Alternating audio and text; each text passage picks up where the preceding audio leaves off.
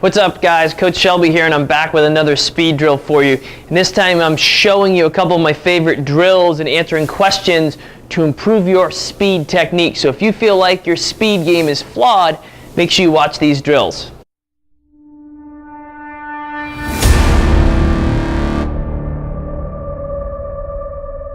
The first thing I'm going to talk about is one of my favorite speed drills from a technique standpoint, and it does two things really well. One is it works on a nice relaxed arm drive. In terms of speed, relaxation while you create force is probably the biggest misunderstood or misnomer in terms of speed. And if you think about watching sprinters on TV, they're always so relaxed, right? You can watch the skin on their face almost sag and move as they sprint, and it almost looks effortless, but at the same time they're creating immense amounts of force into the ground, which is what you need to do to be explosive.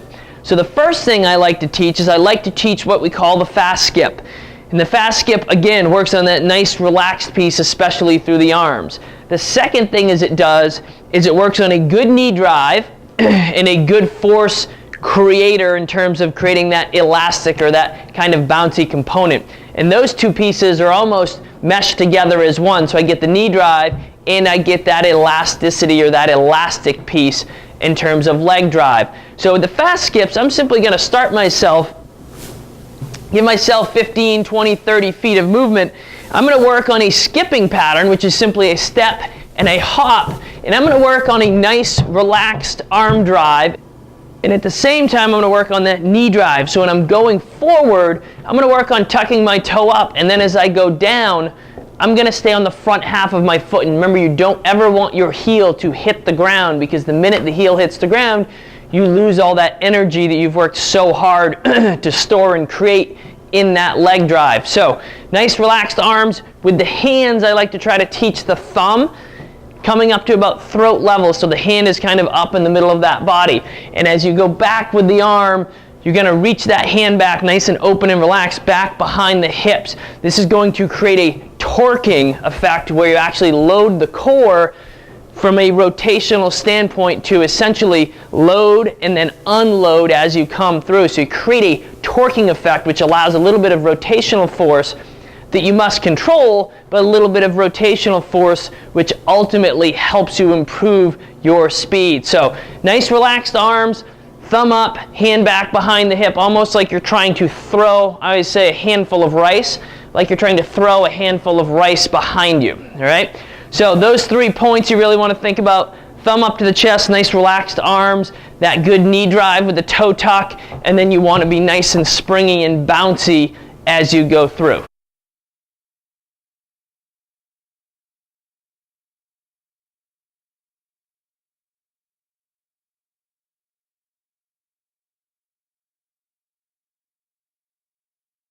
Now the second speed drill I like in terms of form is actually a positional thing, and it's a positional quickness technique, but what it gets you to do is it gets you to think about getting your body at the right angles. So what I'm going to do is I'm going to actually start down in a split stance, which would be with the knee below the hip on that back leg, knee over the middle part of the front foot, toe tucked on that back leg. And again, I'm going to start with my right arm up back in that chest position, thumb kind of up here at about throat level. My opposite hand again will be back behind my hip. From here, I am simply going to hop myself up, working on driving the arms real quick, back in again to that same position with the opposite hand coming back and this hand coming up to about throat level. And I'm going to work on getting my foot and my knee on my back leg down behind my hip, and at the same time loading over my front leg. So you're going to hop and you're going to land in position so that you're up on the ball of that front foot, and at the same time loading on that back leg. And if you notice, my angle is what I would consider an angle of acceleration, which again transitions into speed. So we're kind of working on that explosive switch position. So it gives you a chance to think a little bit more about technique. When you do these, I would keep working on alternating sides, work on your stability in your stick, and working on being nice and efficient in terms of movement. So hand back behind the hip, and then right back up to throat level.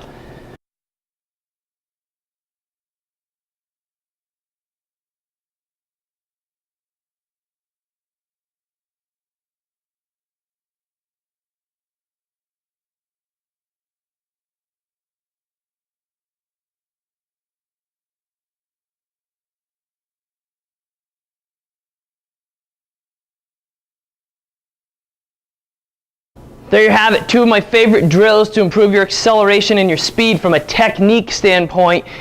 And if you know me, you know I'm not a huge fan in terms of teaching technique. I feel like running form and speed mechanics are very much like a fingerprint. Everybody kind of has their own thing, so you definitely want to try to use drills to improve your form, but keep in mind that even if you have a group or a team of like 15, 20 athletes, your form is probably going to be different than the player next to you or the player next to that. So keep in mind that even with all of that, everybody kind of still has their own gait. So sound technique you definitely want to work on. Don't overteach it. Don't try to become too mechanical. Too mechanical takes away that raw athleticism that you might have. So use the proper drills to kind of harness that, and then move forward from there, simply taking that technique that you've worked on and those good habits and let your body take care of the rest.